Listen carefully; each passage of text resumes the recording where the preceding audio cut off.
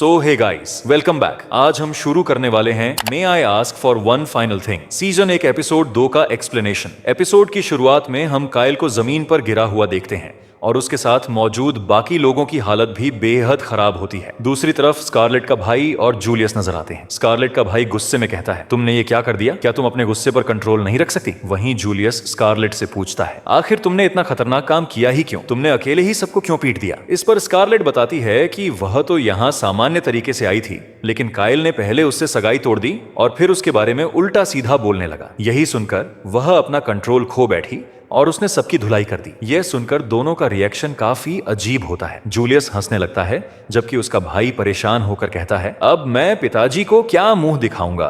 तुमने फिर किसी को पीट दिया? जूलियस मुस्कुराते हुए कहता है कि उसे तो हमेशा से उम्मीद थी कि स्कारलेट एक दिन अपनी असली ताकत दिखाएगी। उसने उसके बारे में बहुत सुना था, लेकिन देखने का मौका आज तक नहीं मिला था और आज भी असली शो मिस हो गया।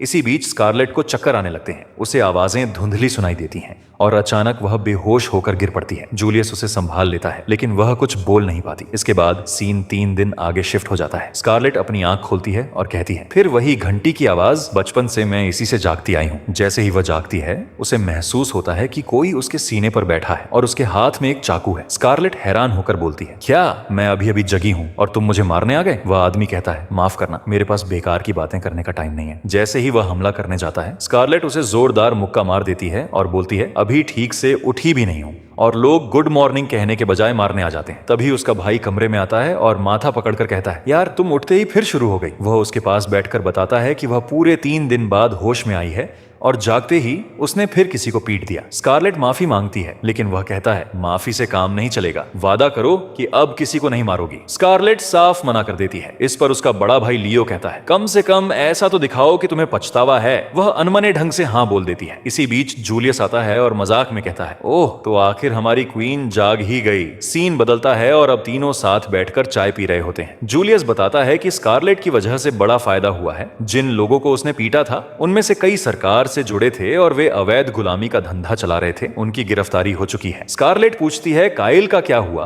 तो जूलियस बताता है कि उसे भी सजा मिली है और उनकी सगाई आधिकारिक रूप से खत्म कर दी गई है। उसके पिता ने भी मान लिया है कि अब उस शादी की जरूरत नहीं। स्कारलेट राहत की सांस लेकर कहती है कि कम से कम उस मुसीबत से पीछा छूटा। फिर जूलियस बताता है कि राज्य में चल रही सारी घटनाओं के पीछे किसी बड़े व्यक्ति का हाथ है और वह तथा लियो उसी की जांच कर रहे हैं। स्कारलेट पूछती है, तो मुझे कोई सजा नहीं मिली? जूलियस जवाब देता है कि नहीं, क्योंकि उसकी वजह से कई भ्रष्ट लोगों का पर्दाफाश हुआ है। हालांकि कुछ समय तक उसे किसी नई सगाई या रिश्ते में नहीं डाला जाएगा, यानी फिलहाल वह सिंगल ही रहेगी। स्कारलेट बस अच्छा कहकर रह जाती है। वैसे भी एंगेज होना कौन चाहता है। फिर जूलियस कहता है कि उसे अब एक नया निकनेम भी मिल गया है। यह सुनकर उसका भाई परेशान होकर बोलता है, एक नाम कम था क्या, जो लोगों ने एक और दे दिया? लेकिन स्कारलेट को कोई फर्क नहीं पड़ता। वह आराम से कहती है, लोगों का काम है बोलना, मैं क्यों बेकार में टेंशन लूं? तभी जूलियस गंभीर होकर बताता है कि आने वाले दिनों में सब बहुत व्यस्त रहने वाले हैं, क्योंकि सरकार के कई लोग गिरफ्तार हो चुके हैं और बहुत सारी पोस्ट खाली पड़ी हैं। अब उन्हें सही लोगों से भरना जरूरी है। सबसे बड़ी समस्या प्राइम मिनिस्टर है। वही असल में पर्दे के पीछे रहकर गुलामी जैसे गैर कानूनी काम करवाता था और अधिकारियों की नियुक्ति भी वही करता था। इसलिए सबसे पहले उसका पर्दाफाश करना जरूरी है और जूलियस तथा लियो उसी जांच में लगे हैं। स्कारलेट पूछती है, क्या मैं इसमें मदद कर सकती हूँ? जूलियस मना कर देता है और बताता है कि इस केस के लिए पहले से एक स्पेशल टीम बनाई गई है। फिर अचानक उसे कुछ याद आता है। वह घंटी बजाता है और एक आदमी अंदर आता है, वही व्यक्ति जो हमेशा काइल के साथ रहता था। उसे देखकर स्कारलेट पहचान जाती है। वह आदमी झुककर माफी मांगता है और कहता है कि उसने जो कुछ किया मजबूरी में किया था, क्योंकि वही उसकी ड्यूटी थी। स्कारलेट पूछती है, मैं तुम्हें माफ क्यों करूं? तुमने गलत काम किए हैं। वह मानता है कि उसने गलतियां की हैं और फिर भी माफी मांगता है। जूलियस बीच में बोलता है कि वह दरअसल उसके आदेश पर काम कर रहा था, इसीलिए ज्यादा सख्ती न करे। स्कारलेट कहती है, ठीक है, लेकिन पहले मैं इसे एक मुक्का मारूंगी, तब माफ करूंगी। वह आदमी तुरंत तैयार हो जाता है और अपना चेहरा आगे कर देता है। स्कारलेट जोर से पंच मारने के लिए हाथ उठाती है, लेकिन आखिरी पल में उसका मुक्का उसके गाल के बिल्कुल पास से निकल जाता है। आदमी हैरान रह जाता है। उसे समझ ही नहीं आता कि अभी हुआ क्या। वह आदमी हैरान रह जाता है और पूछता है, आपने मुझे मारा क्यों नहीं? स्कारलेट हल्का सा उसे थपथपाती है और मुस्कुराकर कहती है, क्योंकि तुम बुरे इंसान नहीं हो। वह अभी भी कंफ्यूज रहता है तो स्कारलेट उसे याद दिलाती है कि बचपन में जब दूसरे बच्चे उसे परेशान करते थे तब वही उन्हें डराकर भगा देता था ताकि कोई उसे छू भी न सके। यानी उसने चाहकर भी कई बार उसकी मदद की थी, इसलिए वह उसे कैसे भूल सकती है। यह सुनकर वह आदमी भावुक होकर कहता है कि वह सच में बहुत अच्छी है।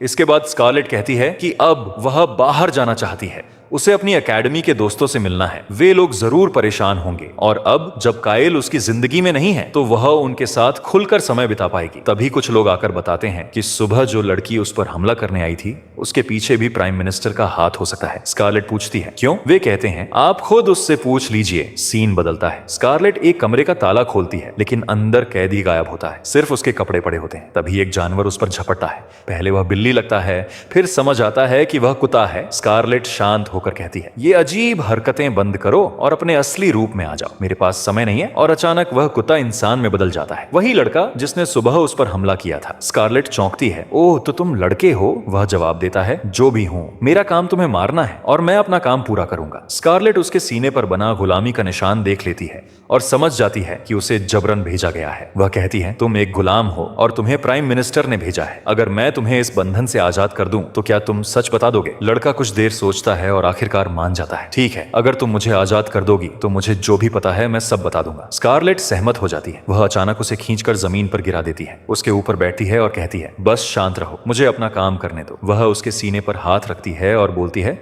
Reverse time. तुरंत समय कुछ पल पीछे मुड़ता है और उसके सीने पर बना गुलामी का निशान मिट जाता है। स्कारलेट समझाती है कि इस दुनिया में कुछ लोगों को भगवान जैसी शक्ति मिलती है जिसे ब्लेसिंग कहा जाता है और उसी की मदद से उसने उसे आजाद किया है। ननाका हैरान होकर पूछता है, तुमने ये कैसे किया? रिवर्स टेक्निक कोई यूं ही इस्तेमाल नहीं कर सकता। स्कारलेट बताती है कि यह एक दैवीय वरदान है, इसी वजह से शाही परिवार उसे अपने राज्य में स्थान देना चाहता है। लेकिन यह शक्ति खतरनाक भी है, इसे इस्तेमाल करने में उसकी बहुत ऊर्जा खर्च होती है और ज्यादा इस्तेमाल करने पर उसकी जान भी जा सकती है। वह बताती है कि पिछली बार उसने इसी शक्ति का जरूरत से ज्यादा उपयोग कर लिया था, इसलिए बेहोश हो गई थी। अब आजाद होने के बाद ननाका सच बताने को तैयार हो जाता है। वह कहता है कि उसे मारने के लिए प्राइम मिनिस्टर ने भेजा था। स्कारलेट हैरान होती है, मैंने उसका क्या बिगाड़ा? ननाका बताता है कि जिन लोगों को उसने पहले पीटा था उनमें उसका बेटा भी शामिल था और अब वह बदला लेना चाहता है। फिर वह प्राइम मिनिस्टर की असलियत बताता है। वह लोगों को जासूसी के लिए इस्तेमाल करता है, उन्हें गुलाम बनाता है और उनके परिवार बर्बाद कर देता है।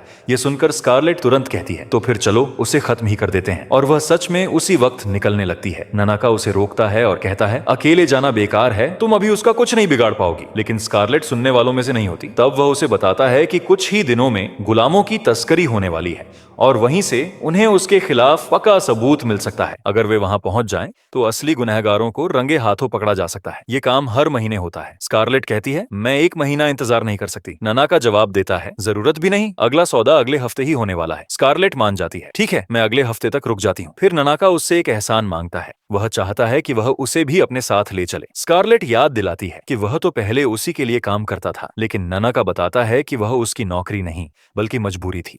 उसे गुलाम बनाकर आदेश मानने पर मजबूर किया जाता था, इसीलिए अब वह आराम से उसके खिलाफ जा सकता है। सीन बदलता है। दोनों वहां से निकल रहे होते हैं और दूर से जूलियस छिपकर उनकी बातें सुन रहा होता है। कुछ देर बाद वे एक मिडिल मैन को ढूंढने निकलते हैं। रास्ते में जूलियस मिल जाता है और कहता है, क्यों ना मैं भी तुम्हारे साथ चलूं, मुझे भी उसी जगह जाना है। वे आगे बढ़ते हैं, तभी कुछ गुंडे उन्हें घेर लेते हैं और उनका सामान लूटने की कोशिश करते हैं। वे नन्नाका को मारने की भी धमकी देते हैं। स्कारलेट लड़ने को तैयार हो जाती है, लेकिन ननाका पहले बात करने की कोशिश करता है। गुंडे उसे धक्का देकर हटने को कहते हैं तो वह समझ जाता है कि अब बात से काम नहीं बनेगा। तब स्कारलेट आगे बढ़ती है और अपनी शक्ति एक्सेलरेशन का इस्तेमाल करती है। कुछ ही पलों में वह सबको धूल चटा देती है और उनसे पूछती है, क्या तुम जंक नाम के किसी आदमी को जानते हो? ज्यादातर लोग जवाब देने की हालत में नहीं रहते। तभी एक घायल आदमी उसे पहचान लेता है और उसे मैड डॉग कह देता है। यह सुनकर स्कारलेट और भड़क जाती है और उसकी भी पिटाई कर देती है। आखिर में एक आदमी डर कर कहता है, मैं तुम्हें जंक के बारे में बता सकता हूँ। स्कारलेट उसे जल्दी बताने को कहती है और वह बताता है कि जंक पास ही एक बार में मिलता है,